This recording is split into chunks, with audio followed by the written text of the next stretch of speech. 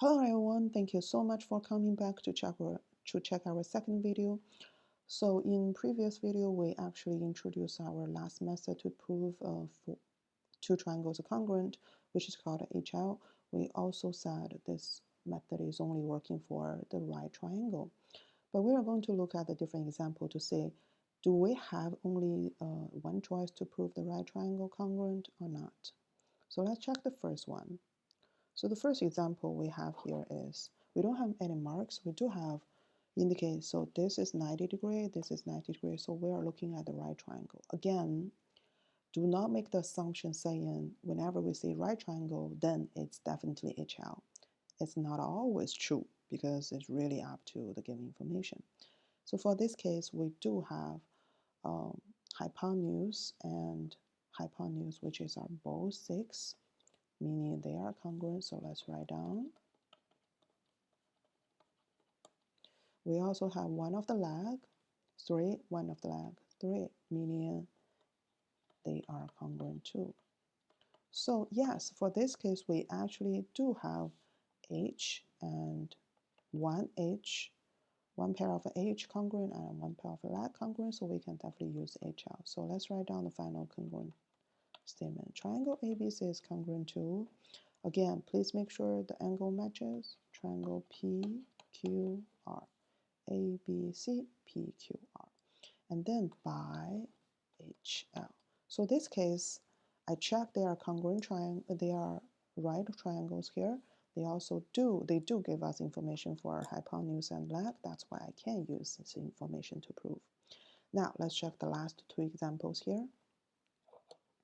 Okay, so in this two triangles here again, I see the little corner, meaning I'm looking at the right triangle. But again, doesn't mean we are going to use HL. Or sometimes it's not even, doable because information is enough. That's also possible the case. Now let's check. I have one leg congruent to here.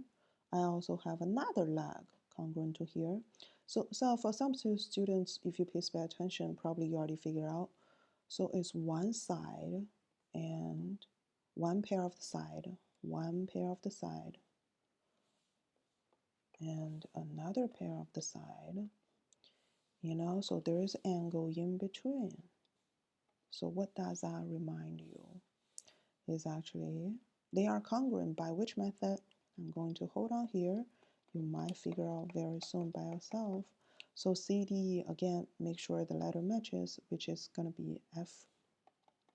D is matching to G, H by, yes, you are right, side, angle, side.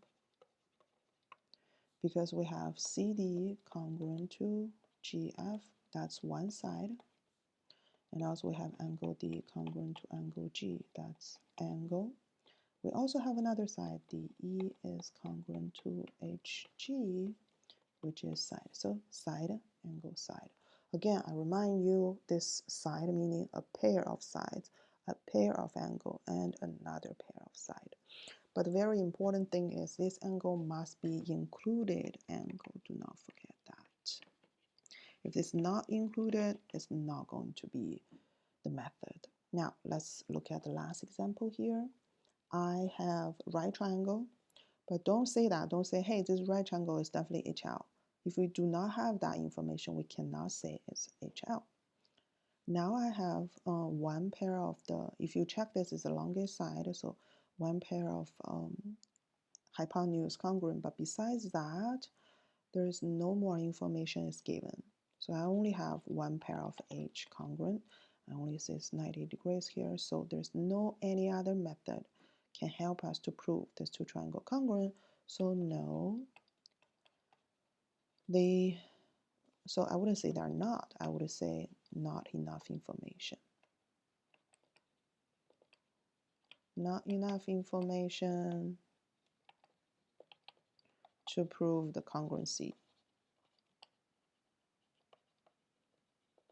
Because if I only use one pair of hypotenuse and the 90 degrees, there's no method for me to use it.